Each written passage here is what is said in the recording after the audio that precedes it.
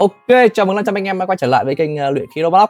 Thì, cái intro hoành tráng lúc ấy thì, nói thật với anh em là tôi xem xong mà tôi phải là tự đặt ra câu hỏi của mình, "Ủa, mình có cày nổi không? Mình có thể sở hữu được cái hơi thở mặt trăng V2 đó không?" Thì nghiêm túc thật đấy, cái điều kiện, để lấy cái hơi thở mặt trăng V2 này thì nó thực sự là khó khăn và vô lý luôn. Thì nó vừa cần, hơi thở mặt trời này, vừa tốn một đống tiền, lại còn bắt buộc phải có gia tộc, Tsukikuni chứ. Mà cái, gia tộc này có tỷ lệ của nó chỉ là 0,1%. Mà anh em biết cái tỷ lệ 0,1% trong những cái tựa game, mà có reroll ấy, nó khó đến cái mức nào mà anh em mà thật sự may mắn ấy, thì mới có thể quay ra được ha. Như anh em biết rồi đấy, cái kênh, của mình thì, những cái thử thách càng khó mình lại càng khoái, mình càng muốn chinh phục nó thì lại mình càng càng đá ha. Vậy nên là hôm nay, tôi sẽ tự mình, đi tìm câu trả lời và tự mình đặt ra thử thách cho mình là 100 giờ để biến một tài khoản từ núp level 1 và trở thành một quái vật pro player thực sự. Và anh em sẽ là người chứng kiến toàn bộ cái hành trình đó trong cái series hôm nay của mình. Và nói nhiều không bằng làm. Giờ lúc ra để xem là 100 giờ cái cuốc thực tế nó khắc nghiệt và sẽ đạt được những cái thành tựu gì và có thể sở hữu được hơi thở mặt trăng V2 không ha. Anh em đã sẵn sàng chưa? Bây giờ chúng ta sẽ bắt đầu vào việc thôi. Như anh em đã biết, để mà có thể sở hữu được cái hơi thở mặt trăng V2 này thì điều kiện bắt buộc của chúng ta là phải có cái clan là Tsukikuni với cái tỷ lệ 0,1% này, tỷ lệ cực kỳ khó khăn ha. Và bây giờ là sẽ là tiết mục đáng xem nhất của chúng ta, là tiết mục reroll, xem nay mình sẽ tốn bao nhiêu spin để có thể sở hữu được cái gia tộc 0,1% này.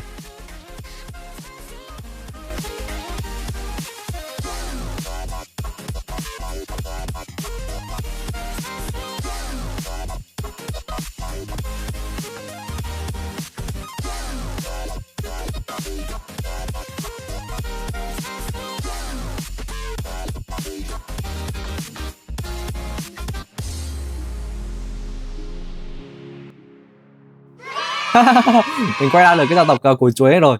Mẹ nó làm mình tốn đầu tiên là 177 spin. Quay xong không ra là mình phải mua thêm 300 spin nữa. 300 spin là mình quay thêm khoảng tầm 73 spin là mình đã ra được gia tộc của chuối này rồi. Vậy là hôm nay mình tổng cộng là mình quay hết 250 spin để có thể sở hữu được cái gia tộc của chuối này. Trời ơi, nó đen thật sự luôn á. Và thế là trên đầu tiên của hành trình 100 giờ đã mở ra. Điểm khởi đầu của mọi huyền thoại đây anh em ạ. Một thanh niên level 1 và vũ khí duy nhất là cú đấm niềm tin. Thôi ít ra thì cái game này cũng thương tình cho mình cái định vị theo nhiệm vụ, theo level chứ, để không phải chạy đánh vòng. Đây là cái nhiệm vụ đầu tiên này, ngay cùng nàng luôn, rất là tiện. Ok, giờ là một khắc nghiêm túc. Thì trước khi mơ về một cái hơi thở mặt trăng xa xôi thì chúng ta phải chạm tới được cái hơi thở mặt trời trước đấy. Thì mục tiêu trước mắt của mình sẽ là học là hơi thở mặt trời V1. Và điều kiện để học được nó thì cũng khá là nhẹ, phải lên level 50 và kiếm xương xương được 100.000 yên này, và tìm đâu đó một cái gọi là linh hồn mặt trời. Nghe thôi là thấy một tương lai cày cuốc dạng người rồi. Thì không nói nhiều nữa, giờ bem quái và kiếm tiền thôi anh em. Vào việc nào.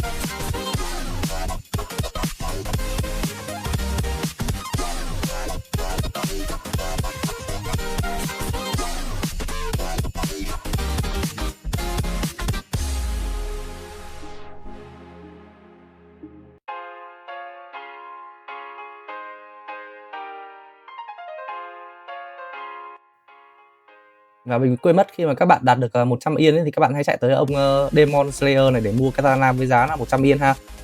Mua cái này thì mình sẽ đỡ phải qua ngày tháng khổ cực dùng tay để thăm ngàn ha. Và chúng ta sẽ chuyển qua xài kiếm, giá là 100 yên. Tiếp tục hành trình nào.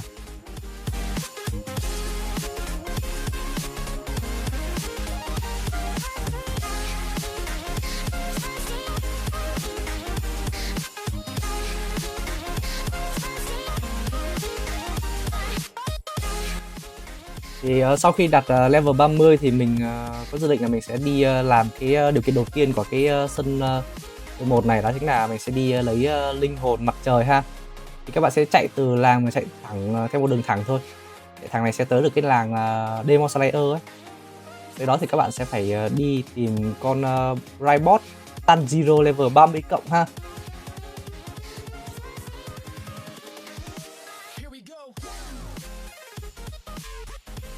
Đây là con boss Tanjiro level 30 cộng ha. Nó là Rybot Tanjiro, thì các bạn chỉ cần nói chuyện với nó là nó sẽ di chuyển các bạn tới cái Rai để đánh con boss này lấy cái linh hồn mặt trời thôi.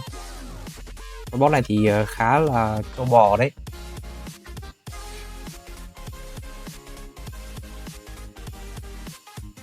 Con này thì 7.500 máu. Thì theo mình các bạn lên đánh cái kiểu như là đánh 5 cái xong rồi các bạn chạy ra ngoài hết cái tầm target của nó ấy. Các bạn nào đánh tiếp thì mới sống được lâu. Ý, cái boss này đánh đau gớm luôn á. Mình hiện tại cái level 30 là bằng level của nó rồi, 950 máu thôi.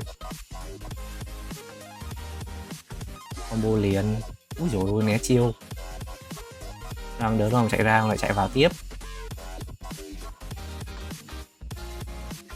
Mè chọt sau lưng nó. Mè bưởi. Boss đỡ thì mình lại vòng ra sau lưng mình lại chém tiếp. Úi dồi ôi, chiêu này nó phá chiêu của mình luôn. Khiêng mình level thấp nên là nó yếu. Ý, đau gớm, còn nửa cây thôi. Ây da. Ôi toang, mất một mạng. Ôi, hồi sinh tiếp, đánh tiếp.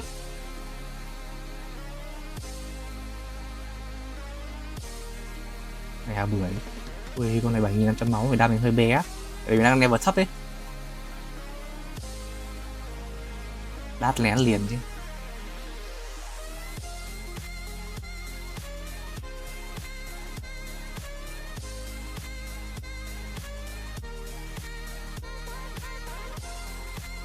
Ok anh em. Sau một hồi vật lộn với lại con boss thì cay quá cay. Thật sự. Cái Rai Tanjiro này thì hiện tại mình thấy con boss là khá là mạnh, nếu không đánh cẩn thận thì dễ ăn hành ngập mồm lắm. Cho nên là mình sẽ có một kế hoạch bây giờ là quân thủ trả thù 10 năm chưa muộn. Chúng ta sẽ tạm gác lại cái mối thù này, cứ đợi đó. Khi nào mình lên level 50 mình sẽ quay lại tính sổ của nó sau ha. Bây giờ phải cài lên level 50 mà farm quái thường thì khá là lâu. Mà hình như là mình có nhớ ở cái game này có một chỗ farm level và tiền khá là ngon, đó chính là cái kỳ thi sát hạch cuối cùng ha. Thì cái chỗ này là nó sẽ là rank cấp 30, mô phỏng giống trong chuyện, sẽ dễ thở hơn nhiều mà phần thưởng thì nó sẽ ngon hơn. Thì khi các bạn tới đây thì các bạn sẽ lưu xếp farm lại ha, để có gì úp lại nhiều lần. Thì các bạn chạy đến đây để nói chuyện với lại ông này rồi vô trong kia đi raid thôi.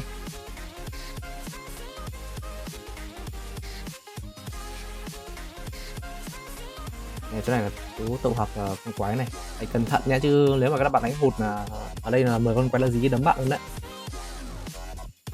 Thì ở cái raid này thì nó cho mình khá là nhiều tiền với exit ấy, nên là các bạn úp tiền ở đây thì khá là ngon. Như là một lượt quái con là gồm 10 con thì sẽ được 500, 3 lượt là các bạn được 1.500. Sau đó là các bạn cộng thêm 500 nữa là 2.000, và đánh con boss thêm hình như là 5.000 nữa. Con boss là được 5.000 tiền, là một raid các bạn sẽ được 7k và điểm thông thạo và exit khá là ngon để chúng ta có lên kế hoạch báo thù con boss Tanjiro kia.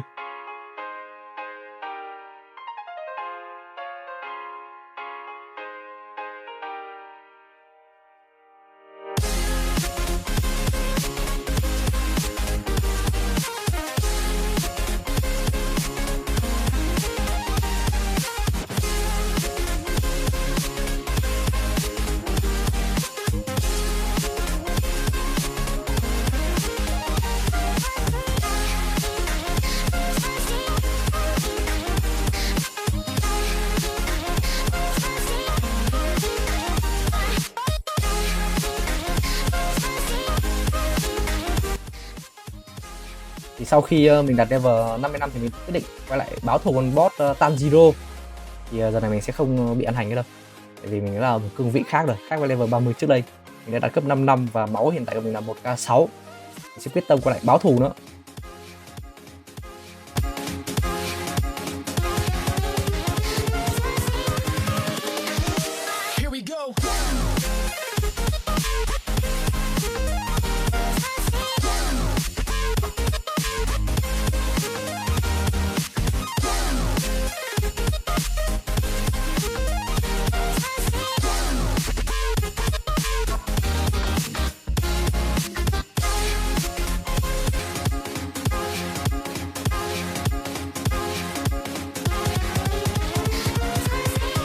Đây rồi, linh hồn mặt trời.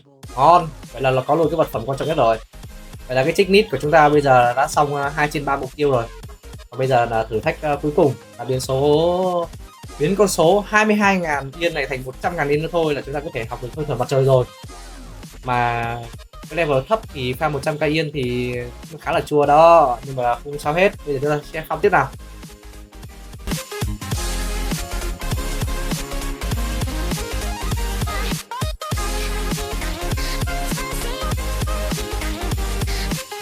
Ôi trời ơi, đủ rồi, 100k yên của tôi. Sau một khoảng thời gian cày cuốc tập trung thì mục tiêu tài chính đầu tiên của chúng ta đã hoàn thành này. Ok, và bây giờ check lại lần cuối cùng cho chắc với cái nhiệm vụ này. Đầu tiên là level 50 này, xong rồi này. Có một shoot là linh hồn mặt trời ấy, xong luôn rồi. Có 100k yên đã hoàn thành. Checklist đã đủ, không nói nhiều nữa, chúng ta sẽ đi học skill thôi. Học skill xong chúng ta sẽ trải nghiệm chiêu đầu của cái hơi thở mặt trời này ha. Bây giờ mình sẽ chạy ở đây, mình test thử chiêu Z này. Chiêu Z của nó sẽ chém một hình bắn biệt ha. Và bây giờ mình sẽ chạy lại mình coi thử xem những cái điều kiện gì để có thể lên được hơi thở mặt trời V2 ha. Mình nghĩ chắc cũng là những cái cơ bản, cái kiểu là cấp 50 này, level cấp 50 và 100.000 yên, 200 điểm thông thạo của cái hơi thở mặt trời V1. 200 điểm thông thạo đối với lại cấp thấp thì úp khá là tốn thời gian đó.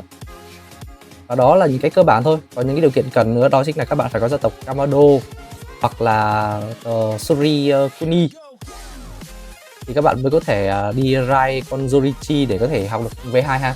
Thì lên V2 thì các bạn phải đánh bại Zorichi nữa. Đây là những cái điều kiện của nó ha. Rồi bây giờ mình phải đi úp 200 điểm thông thạo cho cái hơi thở mặt trời V1 này.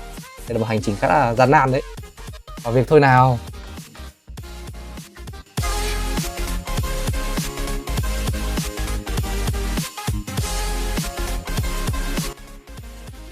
Rồi, sau gần một ngày trời gay cuốc không ngừng nghỉ của mình thì pha này nó bào sức rất là kinh khủng các bạn.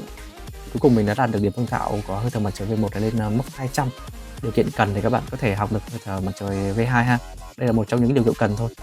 Và trước khi mình nâng cấp lên V2 thì mình sẽ review nhanh cho mọi người cái sức mạnh của hơi thở mặt trời V1 này. Thì nó cũng giống như một số hơi thở khác thì đầy đủ các loại chiêu như là Z, X, C, V và B. Đặc biệt là chiêu B. Cái chiêu này thì lúc đầu tiên các bạn đủ cấp ấy thì nó sẽ không hiện ra đâu. Nếu các bạn muốn ấy, thì các bạn phải đánh cái con boss Tanjiro Sun này. Khi nào mà đánh nó rớt ra cái chiêu B với tỷ lệ là 63,9% ấy thì các bạn mới có thể xài được ha. Đây là điều cần lưu ý khi các bạn sử dụng hơi thở mặt trời này ha.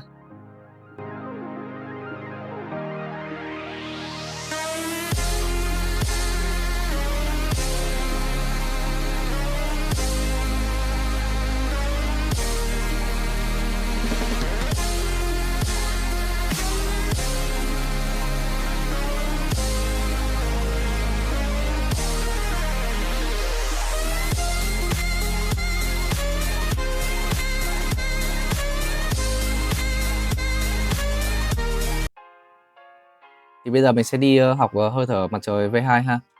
Thì nó sẽ cần một số điều kiện như bình thường thôi. Level 50, 100k yên, 200 điểm Mastery level 1 và nhấn tiếp nữa là chúng ta sẽ cần yêu cầu là gia tộc Kamado hoặc là gia tộc Tatsuki Kuri ha. Nhấn vô thì nó sẽ di chuyển các bạn tới raid boss Zorichi. Zorichi này thì khá là trâu máu đấy.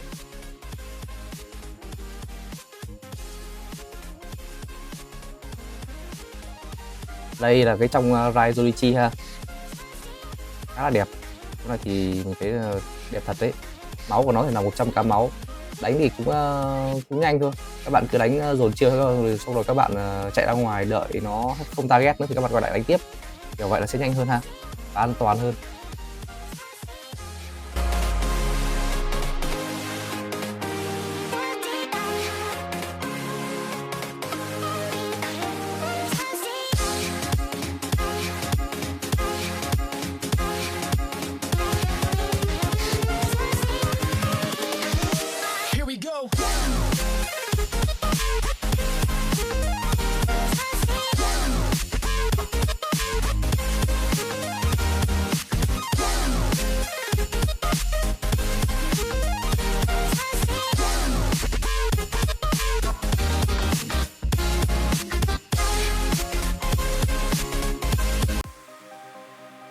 Ok, và sau khi các bạn đánh xong con boss thì các bạn sẽ được sở hữu luôn cái sân V2 ha.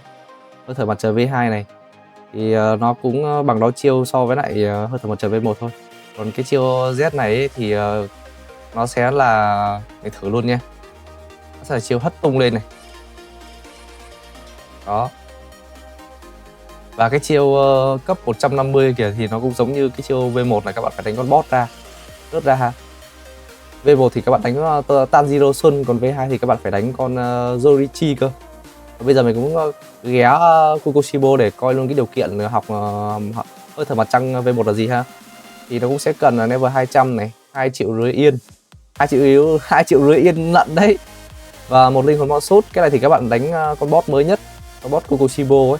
Con này thì khá là trâu bò và khỏe đấy. Cái này thì dễ thì tỷ lệ bữa nay nó được nâng lên thành 63,9 rồi nên là thành vấn đề. Còn 200 điểm mastery của sân V2 này nữa. Và bây giờ sẽ là hành trình úp lên 200 điểm mastery cho cái hơi thở mặt trời V2 này. Cố lên nào. Là sắp chạm tới được cái hơi thở mặt trăng V1 rồi. Cố lên.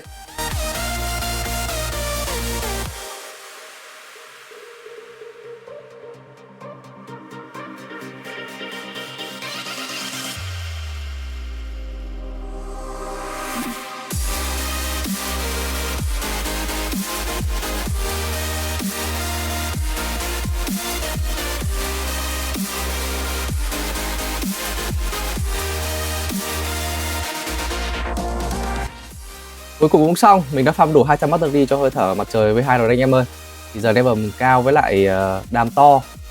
Boss thì nó cũng cho nhiều exit nên là mình cũng úp khá là nhanh, không còn để hạch như cái hồi mình úp sân V1 nữa. Thế nên là trước khi mình đổi sang hơi thở mặt trăng V1 thì mình muốn khoe với mọi người một chút về cái skill của V2 ha. Thì mình thực sự thích cái V2 này luôn á, tại vì nó có một cái chuỗi combo từ các phím nối lại với nhau rất là mượt, thì mượt mà luôn, mà sát thương nó thì to, rất là to luôn các bạn. Khi các bạn nối đổi đủ hết tất cả các chiêu thì nó rơi vào khoảng tầm 12.000, hoặc là các bạn có thể phối với lại một số cái mene hoặc là cái kiếm khác ấy thì nó sẽ gây ra lượng đam kinh khủng lắm. Trước đây nó còn nối combo Infinity được luôn cơ mà, vô hạn combo liên tục luôn. Đây là mấy điểm mà mình thích ở cái sân V2 này á. Ok, xong phần hơi thở mặt trời rồi. Giờ mình sẽ chuyển sang tem hệ mặt trăng thôi nào.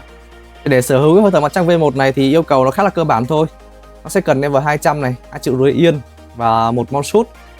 Thì kiếm cái mon shoot này ở đâu thì chắc chắn là anh em đang đặt ra câu hỏi này đúng không? Thì đây, các bạn cứ tìm cái con boss Kukushibo này ra này. Con boss này thì khá là hào phóng, cái tỷ lệ rơi mon shoot của nó tận 63,9% lận. Nên là không phải no về cái độ nhân phẩm của mình đâu à. Cứ sau 15 phút thì con boss này sẽ spam một lần, khá tuyệt vời. Mình vừa farm được mon shoot này mà kinh nghiệm nó mang lại khá là nhiều. Và nó cũng là con boss mới nên là đồ của nó rất là đa dạng và là ngon luôn đấy. Và học thôi nào. Ủa, nó sao học được ta? À, mình quên mất. Cái học này phải trang bị cái linh hồn này ra ngoài luôn, cái mon shoot này. Đó, thì mới học được ha. Rồi, ok, học lại thôi. Let's go, đã thành công. Chúng ta đã học được hơi thở mặt trăng V1. Thì đấy sẽ là hơi thở mặt trăng V1. Nó sẽ cũng bằng nó chiêu. Thì chiêu cấp 120 thì phải đánh con boss Kukushibo này vừa nãy ấy. Nó sẽ rớt ra cái chiêu này thì mình sẽ sở hữu được. Và mình đã đi được 80% của cái hành trình 100 giờ cày max level và sở hữu được cái hơi thở mặt trăng V2. Thì bây giờ mình sẽ bắt đầu cuộc hành trình đi farm 200 điểm mastery cho cái hơi thở mặt trăng V1 này thôi. Hành trình cày mastery mệt nghỉ luôn anh em ạ.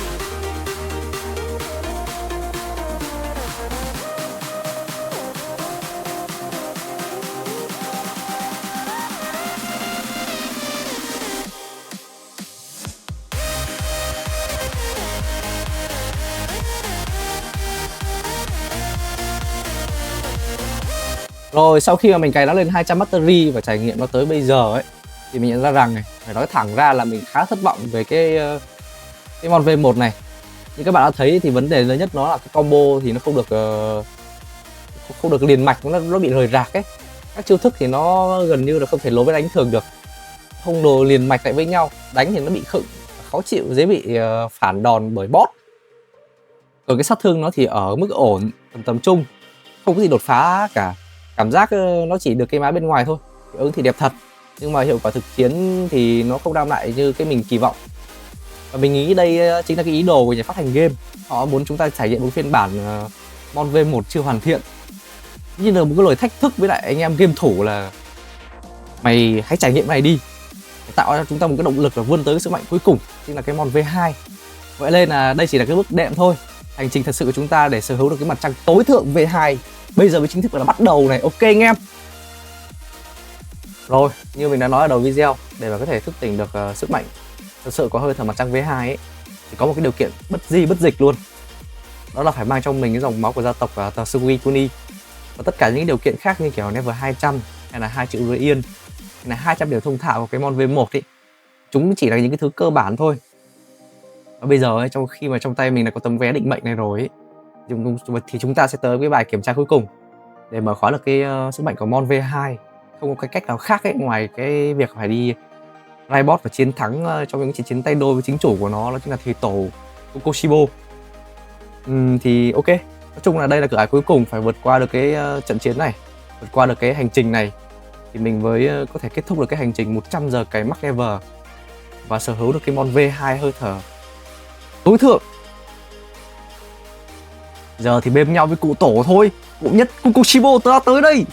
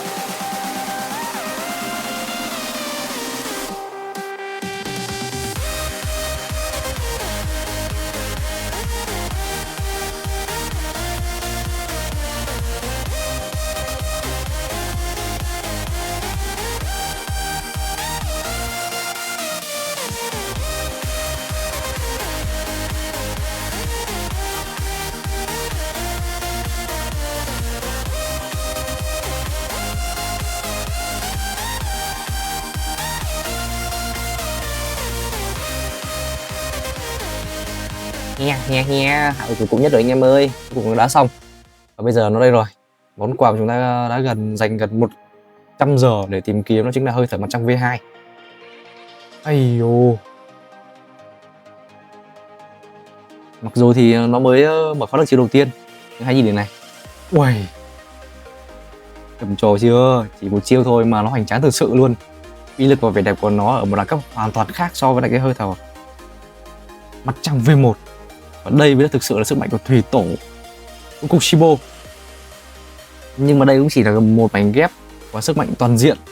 Và hành trình 100 giờ của chúng ta chỉ còn một chặng đường cuối cùng là đạt level max 1004 và giải phóng toàn bộ tiềm năng hủy diệt của bộ kỹ năng Mon V2 này ha.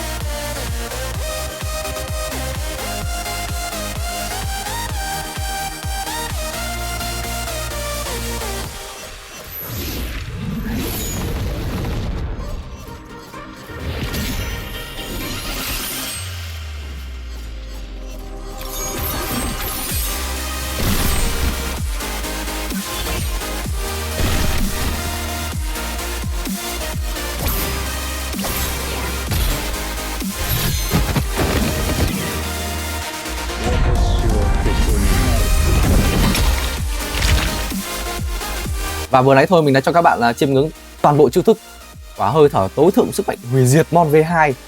Khi mà cái chuỗi combo nó từ chiêu Z được lố đến chiêu B được tung ra, các bạn đã thấy nó không còn là những đòn đánh hay là những cái skill đơn thuần nữa, mà nó là một cái vũ điệu chết chóc. Mỗi cái chiêu thức của nó thì đều là lộng lẫy và hào nhoáng, nhưng mà cái sự sức mạnh hủy diệt ẩn sau nó ấy lại khiến mọi thứ tan biến chỉ trong một cái chớp mắt thôi. Và đây cũng chỉ là cái sự khởi đầu với những cái combo cơ bản. Nó còn một số combo và những cái chiêu thức phức tạp khác đang chờ các bạn khai phá nó ha. Đặc biệt ấy, cái điểm nhấn của cái chiêu của cái bộ chiêu thức này ấy, mình thấy là chiêu V ấy, nó là một cái lá chắn vô hình, nó biến cái phòng thủ thành tấn công này. Khi mà cái đối thủ lao vào bạn ấy, chiêu này sẽ đỡ cho bạn một cách hoàn hảo và giúp các bạn nhảy lùi ra sau như một cái bóng. Và chỉ cần các bạn nhấn thêm một cái chiêu V một lần nữa thôi, nó sẽ tung ra cái đòn phản công, nó sẽ trả đam lại đối thủ và hất tung đối thủ. Và mình phải công nhận là cái Mon V2 là thực sự là sự kết hợp hoàn hảo giữa tấn công và phòng thủ. Nó biến người chơi thành một cái chiến binh bất khả chiến bại luôn, và biến mọi trận chiến của các bạn thành một cái sàn dính riêng luôn. Công nhận mình không còn gì để có thể diễn tả nổi về cái hơi thở mặt trăng V2 này nữa, quá kinh khủng. Và đó là toàn bộ sức mạnh của hơi thở mặt trăng V2. Mình phải nói thật là đây là một bộ kỹ năng đáng từng giây từng phút để có thể bỏ ra để sở hữu. Nó không chỉ mạnh, không chỉ đẹp, mà nó còn mở ra vô vàn những combo và chiến thuật khác để các bạn tự do sáng tạo. Vậy còn các bạn thì sao? Hơi thở mặt trăng V2 này có xứng đáng với lại công sức mà các bạn bỏ ra không? Hãy để lại ý kiến của mình ở dưới phần bình luận nhé. Và đừng quên là like, share và subscribe để không bỏ lỡ những nội dung hấp dẫn tiếp theo đến từ mình. Và như vậy sau 100 giờ hành trình từ núp level 1 đến thần mặt trăng Max Level đã chính thức đi đến hồi kết. Đỉnh cao của sức mạnh cuối cùng đã được chinh phục. Và hành trình này cũng không chỉ là riêng của riêng mình, mà nó còn là của tất cả các bạn đã cùng đồng hành cùng mình, kiên nhẫn theo dõi từng bước chân từ những lần thất bại cho đến những khoảnh khắc vinh quang bây giờ. Mình cũng xin chân thành cảm ơn tất cả mọi người rất là nhiều luôn. Và bây giờ khi mình đã chinh phục được một đỉnh núi rồi, thì mình lại muốn hỏi các bạn là đỉnh núi tiếp theo sẽ là gì. Và bất kỳ tựa game nào, bất kỳ thử thách hành xác nào mà các bạn muốn mình chinh phục thì đừng ngần ngại để lại dưới phần bình luận nhé. Mình sẽ đọc và chọn ra thử thách điên rồ nhất. Một lần nữa, cảm ơn tất cả mọi người. Mình là Luyện Khí Đồ Vlog và hẹn lại các bạn ở những thử thách mà các bạn lựa chọn.